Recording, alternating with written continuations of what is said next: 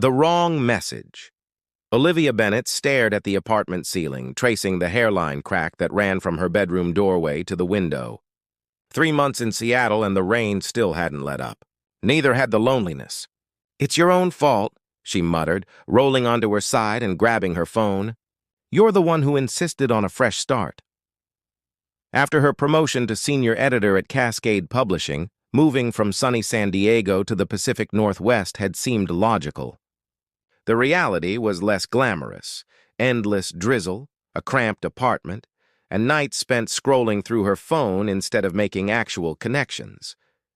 Tonight was supposed to be different. Her colleague Jordan had invited her to a book launch at Emerald Reading Room. She'd spent an hour getting ready, only to receive a last-minute cancellation text. Sighing, Olivia opened her food delivery app. If she couldn't have social interaction, she'd at least have comfort food. After ordering Thai curry, she typed out a message to her sister. "Another night in." Jordan bailed.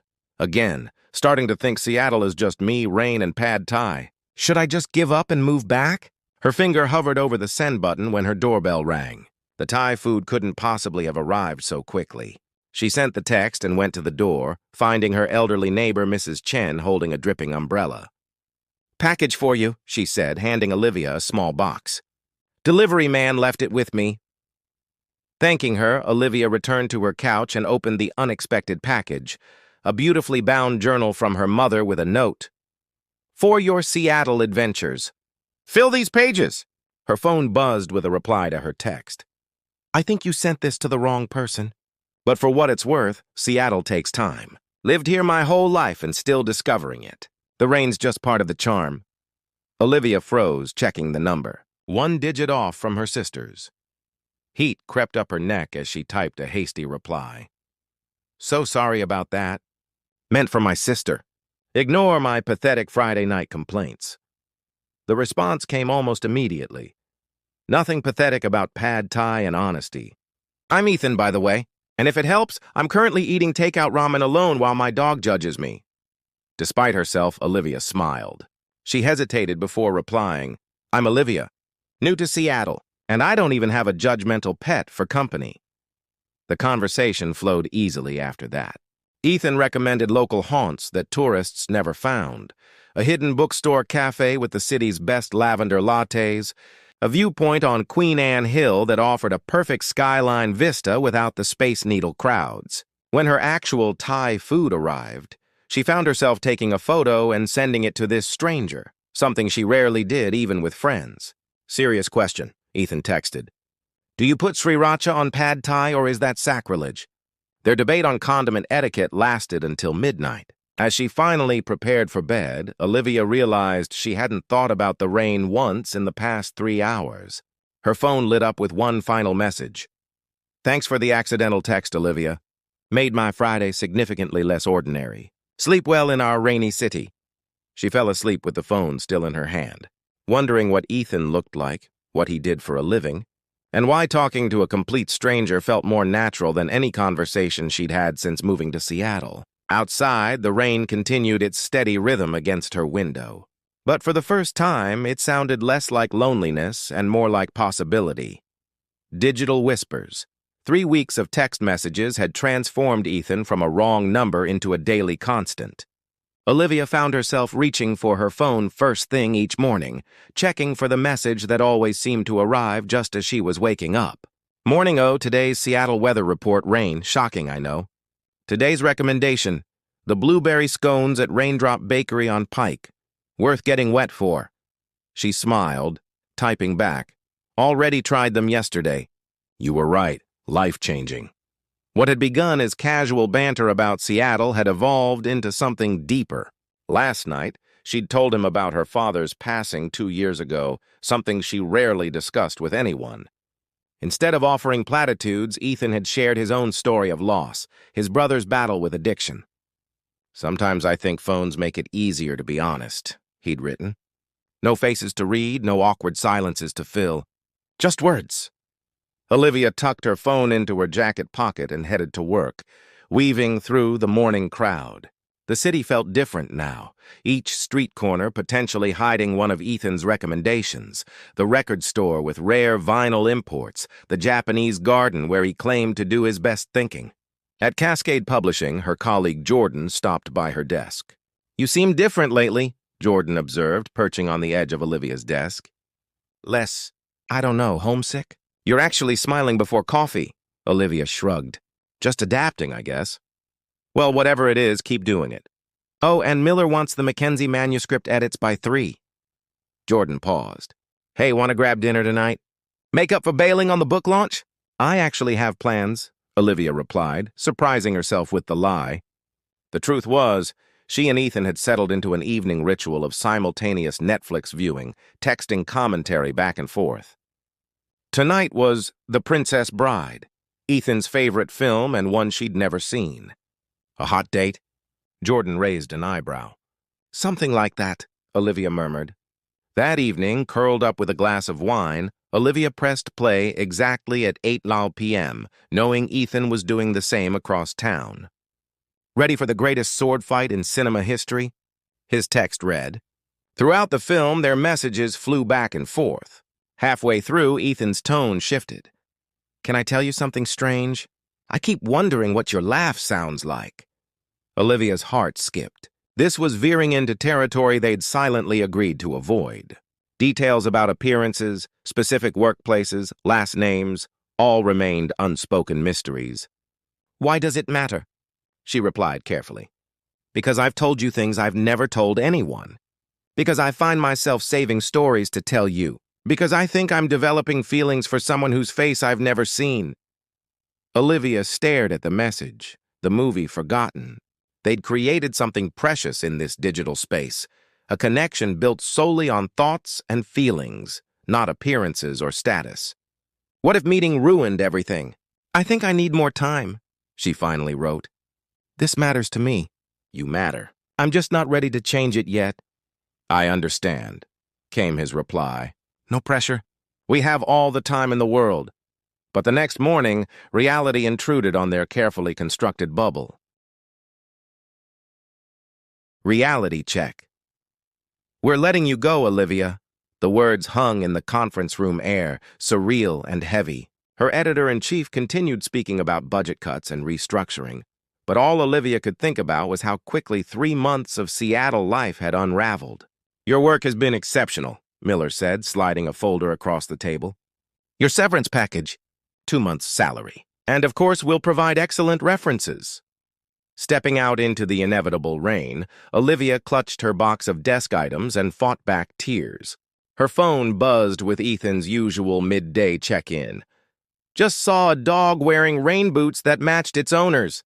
Seattle at its finest. How's your day?" She couldn't bring herself to respond, not yet. Instead, she wandered into the first coffee shop she found. Ironically, the hidden bookstore cafe Ethan had recommended during their first conversation. Settling into a corner with a lavender latte, she finally texted him, "Lost my job today. Apparently being the newest editor makes me the most expendable." His response came instantly. "Where are you? Can I help?" For a fleeting moment, Olivia considered giving him her location. The thought of a friendly face, even one she'd never seen, was tempting. But pride won out. "I'm fine. Just need to process." That evening, her apartment felt smaller than ever. Boxes of books she'd never fully unpacked mocked her from the corner. Her phone rang, not a text but an actual call, from Ethan. After 3 rings, she answered. "Hey." His voice was deeper than she'd imagined, with a gentle rasp. "I know we don't do this, but I figured rules could be bent for emergencies." Something about hearing his voice made the situation feel both more and less real. "I don't know what I'm going to do," she admitted. "I moved here for this job." "What would you do if you could do anything?" "No constraints," she laughed bitterly. "Write my own book instead of editing everyone else's." "So do it," he said simply. "It's not that easy?" "Maybe not. But your severance gives you time, and I happen to know the perfect writing spots in this city." They talked for nearly 2 hours, his voice becoming familiar, comforting. He never offered empty reassurances, just practical suggestions and genuine encouragement. I should tell you something, Ethan said eventually. I'm not just some random Seattle native. I own Evergreen Literary Agency. Olivia sat up straight. Evergreen was one of the most prestigious literary agencies in the Pacific Northwest. You're a literary agent? All this time, while I complained about manuscript deadlines and author tantrums, you were on the other side? I wanted to tell you sooner, but then it felt weird to bring it up. And honestly, I like just being Ethan to you, not Ethan Grant of Evergreen. The revelation shifted something fundamental between them. He wasn't just a friendly stranger anymore. He was connected to her professional world, potentially even someone who could help her career. But the thought left her uneasy. Did you know who I was all along? Was this some kind of setup? What? No! His voice registered genuine shock. Olivia, this was exactly what it seemed. A wrong number that turned into something unexpected. I only realized you worked in publishing last week when you mentioned the Mackenzie manuscript. We're representing that author. She wanted to believe him, but doubt had taken root. I need to go, Ethan. This is a lot. Olivia, please! She ended the call, her thoughts spinning. What had felt pure suddenly seemed complicated by real-world connections. And worse, the possibility that their entire relationship had been built on convenience or calculation rather than chance. As she stared at her phone, a text came through. It was always real for me. Just so you know, face to face. For 7 days, Olivia's phone remained silent. She'd neither responded to Ethan's last text nor initiated contact. Instead, she'd thrown herself into job applications and half-hearted apartment searches in San Diego. Yet every cafe she visited, every rainy evening walk was haunted by his recommendations and virtual presence. On the 8th morning, a package arrived, a leather-bound notebook with cream pages and a note card. For your book. Everyone needs the right tools to tell their story. No strings attached. She traced her fingers over the embossed cover, imagining him selecting it. The gesture was thoughtful, yet respectfully distant, giving her space while reminding her he was still there. That afternoon, seated in the Japanese garden Ethan had once described as the only place in Seattle where the rain feels intentional, Olivia finally opened the notebook. To her surprise, he'd written on the first page, I should have told you sooner about my work. I didn't because those messages became the one place where I wasn't Ethan Grant, literary agent, but just someone who made you laugh. Selfishly, I wanted to preserve that. I understand if that trust is broken. But if you're willing, I'd like to meet just once, so you can decide for yourself who I really am. Below his note was an address. Raindrop Bakery, 3 p.m. Saturday. 2 days later, Olivia found herself standing outside the bakery, watching patrons through steamed windows. She'd changed outfits 3 times, settling on a green sweater that matched her eyes, then immediately questioning why she cared about impressing someone who might have manipulated her. Just as she considered walking away, a tall man stepped out of the bakery. His dark hair curled slightly from the rain, and he carried 2 coffee cups. He scanned the street with an expression of nervous anticipation that matched exactly how she felt. Ethan. She knew instantly, though they'd never exchanged photos. Something about his searching eyes and the careful way he held those cups, as if they were precious cargo, aligned perfectly with the person she'd come to know through words alone. You came, he said when he spotted her, relief washing over his features. I'm still not sure why, she admitted. For closure? Or maybe for blueberry scones? He offered a tentative smile, extending one of the cups. Lavender latte. Your favorite. Inside, they claimed a corner table. The initial awkwardness, the strange sensation of finally seeing expressions match words, gradually faded as conversation flowed. I've imagined this so many times, Ethan confessed. Though in my head you were blonde. Disappointed? Olivia raised an eyebrow, touching her auburn hair self-consciously. The opposite. His gaze was warm, appreciative, but respectfully brief. Your actual laugh is better than I imagined, too. They talked for hours as afternoon faded into evening. He showed her photos of his judgmental dog, a one-eyed rescue pug named Hemingway. She described her childhood in San Diego, how the constant sunshine had sometimes felt oppressive in its cheerful predictability. I need you to know something, Ethan said finally. The night you texted me, I was actually at a low point. Hemingway had just been diagnosed with heart issues. My mother had called to remind me I was wasting my life on other people's stories.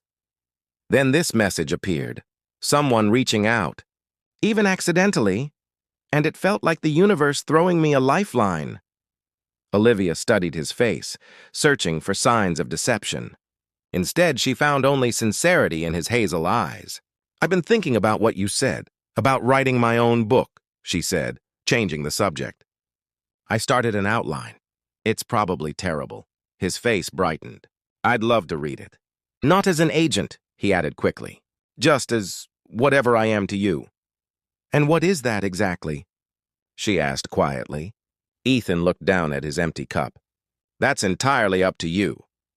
As they finally stepped outside, Seattle offered a rare gift, a break in the clouds, the setting sun painting the wet streets gold. Standing beneath the bakery's awning, Olivia made her decision. "I'd like to try again," she said. Not as anonymous texters, not as editor and agent, just as Olivia and Ethan figuring things out step by step. He smiled, not reaching for her hand, but standing close enough that she could feel the warmth between them, a promise of possibilities that felt both terrifying and exactly right.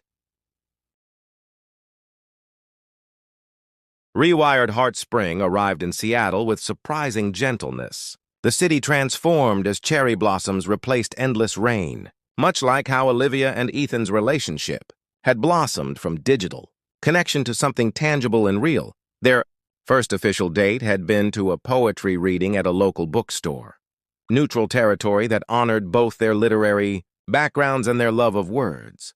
Their second date stretched into a day-long exploration of Pike Place Market, where Ethan introduced her to vendors by name, revealing a man deeply rooted in his community. Now, 3 months after that first meeting at Raindrop Bakery, Olivia stood in her apartment surrounded by packed boxes, her manuscript, nearly completed, resting on top of her suitcase.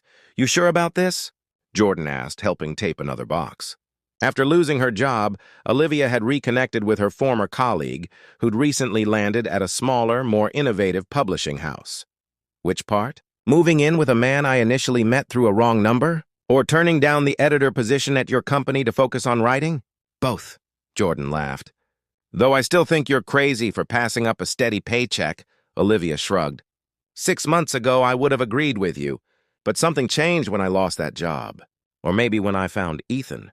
I realized I've spent my career helping others tell their stories while silencing my own." Her phone buzzed with a text from Ethan. "Hemingway is very concerned about sharing his space with a human who doesn't appreciate his shedding artistic expression." His words, not mine. She smiled, typing back. "Tell Hemingway I come bearing a special orthopedic bed as a peace offering." Not everything had been smooth. Their professional worlds occasionally collided in complicated ways. Last month, Ethan's agency had represented an author Olivia had once harshly edited, creating tension when the writer recognized her name. And Olivia sometimes still wondered if their connection would have been possible without the serendipity of that mistaken text. If she would have even noticed him in a crowded room. The doorbell rang, announcing Ethan's arrival to help with the move. "Last chance to back out," he said when she opened the door, his expression a mixture of hope and nervous energy. "My apartment isn't much bigger than yours, and Hemingway snores like a chainsaw." "I'm not backing out," she said, reaching for his hand. "Though I reserve the right to complain about dog hair in my coffee." As they carried boxes to his car, Olivia realized how much had changed since that rainy night when she'd texted the wrong number. She had written nearly 300 pages of her novel, a story about connections found in unlikely places. She had learned to embrace Seattle's rhythms, finding beauty in its persistent rain and unexpected moments of clarity. Most surprisingly, she had fallen in love with a man she'd known first through words alone. Proof that sometimes the heart recognized what it needed before the eyes ever confirmed it. That evening, settled into Ethan's apartment, now their apartment, they celebrated with takeout and champagne. Hemingway eyed her suspiciously from his bed before eventually migrating to her lap, a reluctant acceptance. "I have something for you," Ethan said. retrieving a small package from his desk drawer. Inside was a phone case engraved with the first words she'd ever texted him. Another night in. Starting to think Seattle is just me, rain, and pad thai. To remember how it started, he explained. The best wrong number in history. What if I'd sent that text to someone else? Olivia wondered. Or if you just ignored it? Ethan considered this, his arm around her shoulders. I think about that sometimes. All the tiny decisions that led to us. The digit you mistyped. The fact that I was awake on that flight. The exact moment you walked into Raindrop Bakery. Are you saying it was fate? She teased, knowing his practical nature. I'm saying we made choices, he corrected gently. You chose to keep responding. I chose to call when you were at your lowest. You chose to meet me despite your doubts. We keep choosing each other every day. That's better than fate. That's intention. Later that night, as Seattle's familiar rain tapped against their windows, Olivia finished the final page of her manuscript. The dedication read simply, for E, who showed me that sometimes we find exactly what we need by reaching out to the wrong person at precisely the right time. She sent the completed draft to Ethan's personal email, not his professional one, knowing he would read it not as an agent, assessing market potential, but as the person who had watched the story grow from an idea into reality, just as their relationship had evolved from digital whispers into something wonderfully, imperfectly real. Outside, the city continued its rhythms, indifferent to the small miracle that had occurred when a woman had texted the wrong number and a man had chosen to reply.